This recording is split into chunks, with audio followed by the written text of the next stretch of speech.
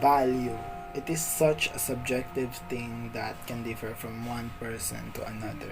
For example, if you buy a soft drinks right around the corner for like 10 to 12 pesos, and when you ordered it from fancy restaurant, the price just goes up like three times the market value of things. Sometimes it does not make sense, and that's how subjective the concept of value is. And we can all collectively agree that there is something that we cannot put price on. It's life. But can we? In a general sense, we cannot quantitatively put a price on a person, but what if you could? What if all of your contributions in past, present, and future, your happiness, your experience, your influences could be all boiled down into single monetary value? What do you think would you do with it? Would you sell it? Would you keep it? Or do you even want to know what's the worth of your life? This is exactly the premise of our book, 3 Days of Happiness. It is a light novel written by Suguru Miyake, which focuses on a 20-year-old young adult named Kusunoki who has no money and unable to make ends in Japan. While he was trying to sell all of his belongings for money, he has heard about this interesting shop that would earn him extra bucks. But this young man is interested since he is so desperate for money. So he decided to investigate further, and this is where he found out that the store would buy your lifespan in exchange for big fat cash. At first skeptical, but eventually he gave in because of his desperation. If it's true, it's a whole man's life we are talking about here. So, what do you think? A million? A billion? 100,000 per year? No, 300.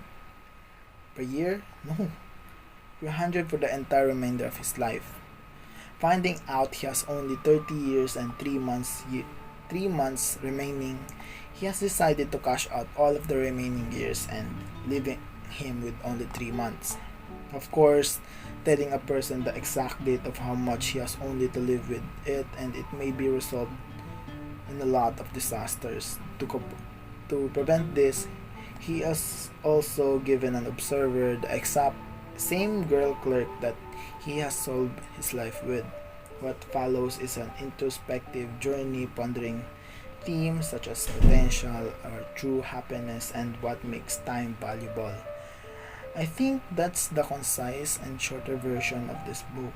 As to avoid such spoilers, I would start to give analysis and review about the book. If you could tell from the premise alone, 3 Days of Happiness is an introspective story centered around the value of life, how to best spend your time here on earth, and how it means to enrich your own life. Just, your standard existential crisis story. We get a concise story that hits hard because, how do you even calculate a person's worth? Do we go solely based on what they contribute to the society, how much happiness is in their life, or how do they affect the happiness of each other? Like Kuronosaki, how do you process knowing that your life is worth such a little value, and now that you sold it, he has a time limit to come in terms with all of his life regrets. While figuring out how to best his remaining days, it's a tale that's painfully relatable for me because what we see here is a journey of a soul that's completely lost. Look, I don't know what stages of life you're going through right now, but anyone who's gone through or is going through their adolescent ages knows that it's hard to feel anything but lost. To feel such void and nothingness inside you where you just can't seem to feel nothing. And with that, not only burns a lot of energy, but also a lot of time. And moments later, in stages of life, you're expected to know how to adult properly, how the exact path of your life you want to go through, and just absolutely terrifying.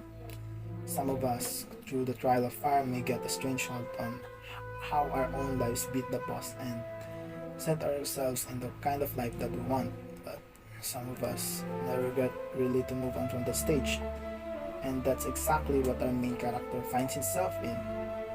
Kurosanagi is a guy who had goals, who had the ambition, he had the talent, but somewhere along the line, he slipped into a self-destructive, meaningless path in life. He shut himself off unknowingly, hurt upon the people closest to him, and unfortunately, when he realized that, it is too late. The more he reflects on life, the more mistakes he's realized. He's made to get there through his interactions with his observer Miyagi helped him put things into perspective. She's someone who's equally lost in a different way. A girl that is detached and distant, a trait coming from the job that she has, but slowly and surely form bonds from their shared sense of purposelessness. But at the end of the day, what really hits hard is that Kurosanagi, he is the reason of his life, why his life was burned a little at, and it was he himself down this path. Uncomfortable way to look at, but the story uses it to delve into a wonderful exploration of fulfillment, acceptance, and happiness, and what it means to find true wealth in your own life. And it's ironic because selling his life is what makes Kurosanagi slowly find his purpose in life.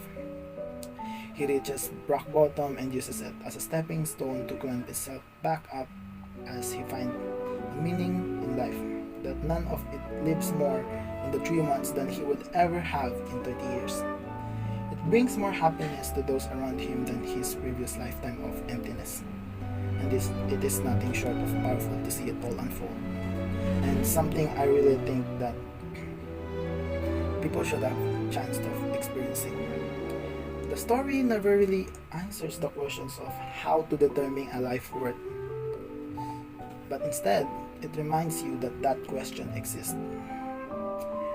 And one of the most beautiful messages I've seen in a book, sometimes you have to cross a story that changes your perspective or gives you a message that really sticks with you deeper than some of the things that you encounter in real life. This is a story that doesn't just lay out the journey of someone else's self-reflections, but it gives you the opportunity to do the same for your own. And after I closed the last pages, I just had to stare at the ceiling for a while, just to digest the story. But honestly, I can't think of many stories that would have given me a more valuable hour or two. To question one's life value is something we can all ask ourselves. No matter what age, background, culture, ethnicity, family you have, I'm sure no two people will have the same answer.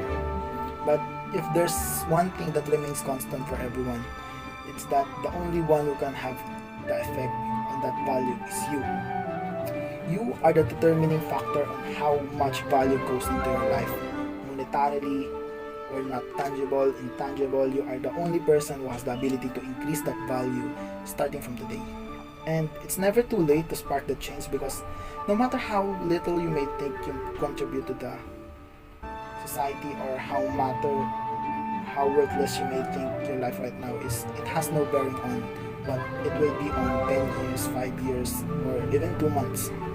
That's a sentiment I think that some people might really need to hear today. That's all. Thank you.